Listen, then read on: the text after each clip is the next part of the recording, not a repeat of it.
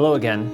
I'm often asked as a physician and surgeon, how do you choose who's a good candidate for nerve decompression surgery for chronic headaches?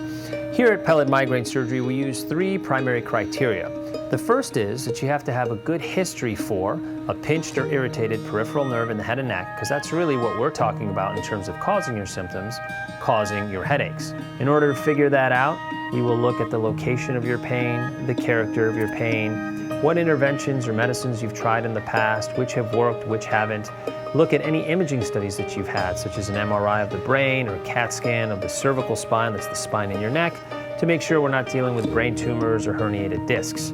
If you have a good history that suggests a peripheral nerve that's irritated or pinched could be causing your symptoms, you will have met criteria 1. The second criteria we will use to determine whether or not you're a good surgical candidate is a comprehensive physical examination, but one that focuses on your head and neck region. If we're able to demonstrate during your examination that there are one or more peripheral nerves in the head and neck, meaning nerves outside of the skull or spinal column that are contributing to your symptoms,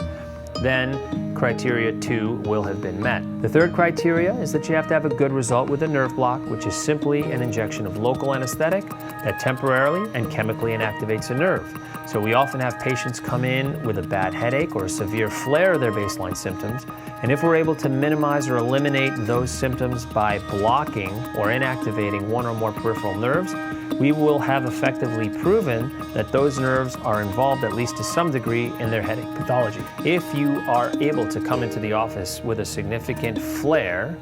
and we are able to eliminate or minimize the pain that you're experiencing by blocking one or more nerves,